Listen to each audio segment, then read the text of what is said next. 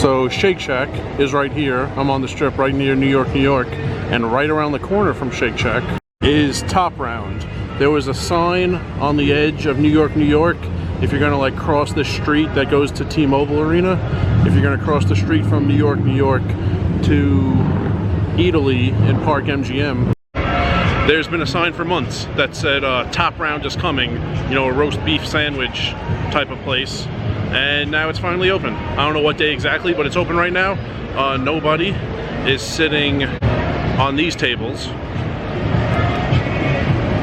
No one is sitting inside on these tables. So it's open. If you're on the strip near New York, New York, and you really need a $12 roast beef sandwich, this is your spot.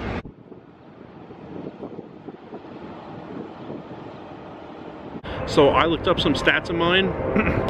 I looked up any stretch where I was kind of trending downward. Not necessarily just consecutive losses, but was like trending downward before I started coming back up.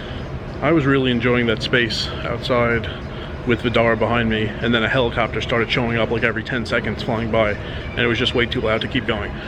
So I looked up my down trends, and I put a minimum number of hours on it because things could just go bad for like 3 days, and you know, you go back to normal, you go back to winning. So not like that, like sustained downswings.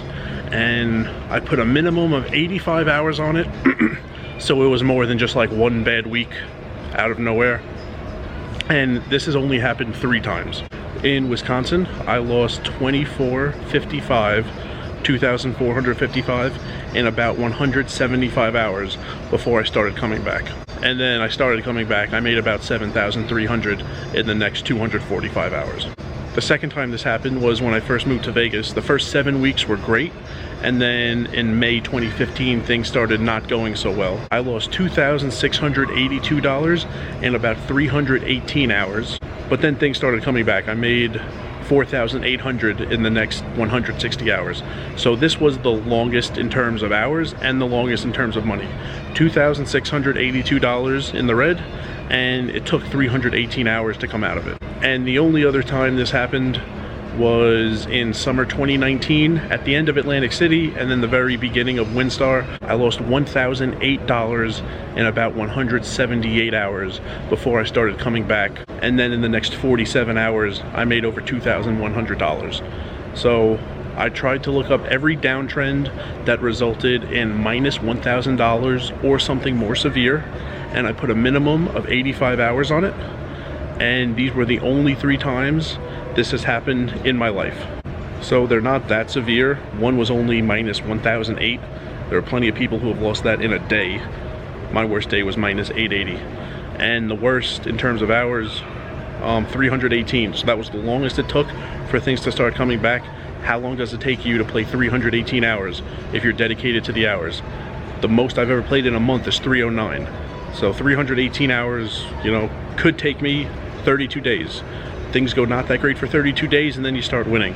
So if you wanted to drop everything, quit your job, leave your hometown, move to Vegas, start playing poker, I don't think you need much. I would be totally confident with never going broke if you came with about 4 months living expenses, nothing additional for poker money. Just come with however much money is 4 months living expenses. Bring some cash with you when you play. Use some of that money to pay your bills. And if you're a winning player, I think that is plenty. You don't need 20 buy-ins plus half a year's living expenses. You don't need an incredible amount of money to play poker if you're a winning player. That's how I view it. I think my opinion is better than most because I do it. So if you have a different opinion, that's fine. But I don't think the amount is that large that you need to get started.